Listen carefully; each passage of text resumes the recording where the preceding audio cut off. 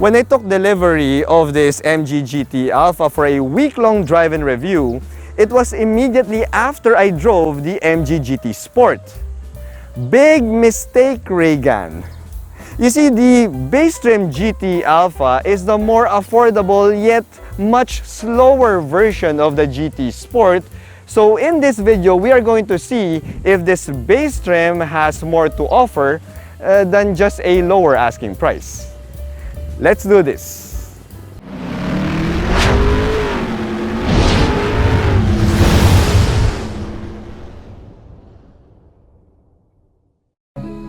Let's face it, not everyone likes fast cars. There are people who just want a good-looking car with the right amount of tech and features and an affordable price tag. For those people, MG gave the GT Alpha. The GT Alpha still has the stunning good looks of the GT Sport, but at nearly 200,000 Philippine pesos less. You see, for only 1,015,888 Philippine pesos, the GT Alpha delivers the same look and nearly the same features and tech as the top-spec GT Sport. But are these features enough to compensate for the obvious loss of power versus the top-spec GT Sport? Let's find out. Here at Reagan's Rides, we do car reviews of SUVs, sports cars, trucks, and everything in between. So subscribe and hit the bell. So, I thought it's best to start here inside because, well, the cabin is pretty well equipped. You see, the GT Alpha may be the base trim of the MG GT here in the Philippines, but we get almost the same amount of kit as the top-spec GT Sport. Now, that's saying a lot because usually here in the Philippines, the base trim doesn't really get the good stuff, like these red stitch faux leather seats here, and even, let's say, a leather wrap steering wheel. Now granted, the steering wheel only adjusts for tilt.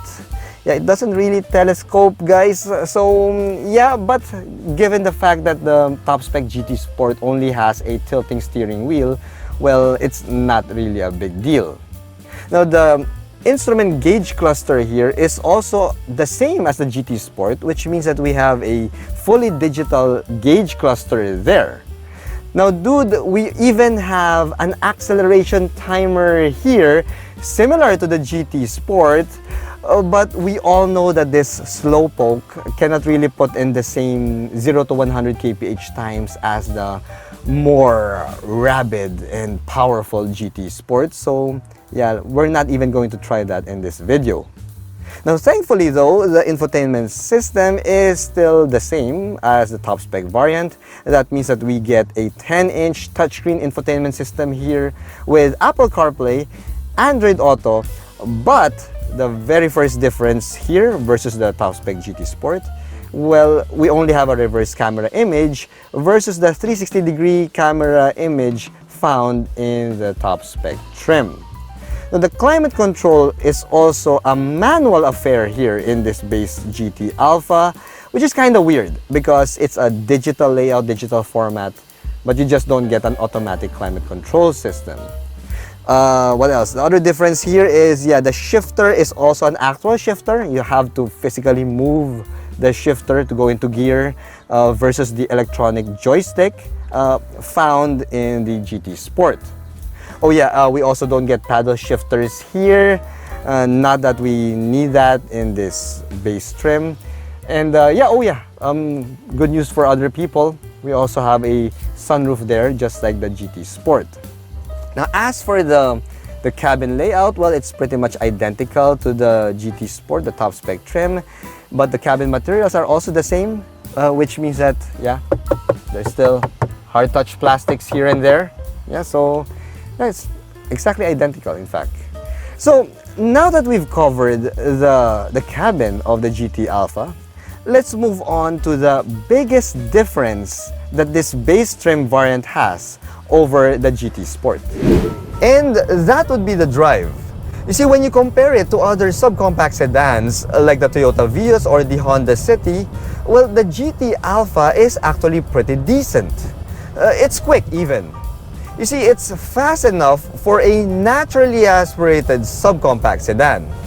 You see, we have a 1.5-liter non-turbo 4-banger here, and it's good enough for 112 horsepower and 150 Newton meters of torque. The transmission is also just a CVT with 8 simulated gears at least. So yeah, it doesn't really shift as quickly as the dual clutch that's found in the MG GT Sport. Now, even if we don't really have lightning quick upshifts in this vehicle, well, the fact that we have a CVT transmission means that it's actually smoother when it comes to stop-and-go traffic. But when you speed up on the highway, let's try it. Well, okay, so it's okay. It's okay, except here's the deal, pare. I did get to experience and drive the GT Sport right before driving this GT Alpha. You see, this base trim will not really wow you when it comes to the performance department, and the drive itself is pretty much uninspired. Let's just say that yeah, it's not as scary fast as the GT Sport. Now, as a daily city commuter though, it gets the job done. But for those who are in the market for affordable speed, and let's say you want to color your pants, your white pants brown, well, the MG GT Sport really sets itself apart from this base-spec GT Alpha. You see, the GT Alpha's drive performance, guys, it really just doesn't match up to the GT Sport. Now, thankfully, the design is still a standout versus the rest of the competition. You see, the front fascia is identical to the top-spec GT Sport, which means that it looks fast. Well, it just looks fast, but to some people, that's all that really matters. Now, it's a unique and refreshing design here when you compare it from the usual subcompact sedan suspects. And that's because we have a 3D flaming front grille design there, as well as full LED lighting units here. Now friends, that's great news, especially for people who are just considering this base trim. The side profile has the same fastback silhouette here that we first saw in the MG GT Sport. But dude, let me say this first, I absolutely love the gorgeous paint job that we have here. You see, MG Philippines calls this iron oxide, and when you hear the word iron oxide, yeah, the first thought that comes into mind is rust, but there's nothing rusty about this gorgeous paint job. I mean, dude, this looks so much better than the Naiya Taxi Yellow that the MG GT Sport tester unit came in. Now, unfortunately though, because this is the base model, we don't get power folding side mirrors here. And if you look at the wheels, well, they are a little bit smaller at 16 inches. Now, these 16-inch alloy wheels may not look as sporty as the 17s of the MG GT Sport, but dude, they do come with a couple of advantages. Number one, the cost of replacement is much more affordable than 17-inch tires. You know, 16-inch tires are cheaper than 17s. And two, yeah, the thicker sidewall of these tires translates to a much smoother ride. Now that I can confirm. You see, there's no drama in the overall ride of the GT Alpha. It's smooth, comfortable, and relatively quiet when you're driving on the highway. Now, the thicker rubber of the 16-inch alloy wheels helps to absorb more bumps and road imperfections. So, if you want more sensation, you gotta use thinner rubber. Oh, wait, hold on. Are we still talking about cars here? Anyway, dude, yeah, this GT Alpha, yeah, it doesn't even get the sporty handling setting that can be found in the GT Sport. But to be honest with you, dude, yeah, you don't really need it. You see, the GT Alpha is really meant for more relaxed drives. And considering that, as you're seeing on your screen right now, based on the safety bits, we don't really get curtain airbags in this base spec model. Yeah, it's best for you to drive safely, slowly, and sensibly. Now, what disappointed me though is the fact that the fuel economy is actually worse in this GT Alpha versus the more powerful GT Sport. You see, city drives returned to me 10.6 kilometers per liter in a light city drive versus the 12 that I got in the GT Sport in similar conditions. Now, as for the highway, the best I was able to do with this base spec model is 18 kilometers per liter, which doesn't compare to the 20 kilometers per liter that the turbocharged GT Sport was able to give me. Now, considering that this base model GT Alpha has a significant drop in power, you would think that, yeah, maybe it would return better fuel economy, especially since we have a CVT transmission here. But guys, based on my experience, nah, you don't. You really don't. Now, I think the biggest factor there is the fact that the top-spec GT Sport comes with an eco-drive setting, which this GT Alpha doesn't get. So yeah, if you're looking at going for the base model because it might save you more fuel in the long run, sorry to disappoint guys, but it doesn't do that. Now anyway, as for the back seat, let's go and check it out. Now, since the MG GT Alpha doesn't really have like bonkers levels of power, well, the rear passengers can actually enjoy the quietness and the comfort of the back seat. You see, dude, this is truly comfortable because the seats are on the softer side and we do get a good amount of space here considering that we are in a subcompact sedan.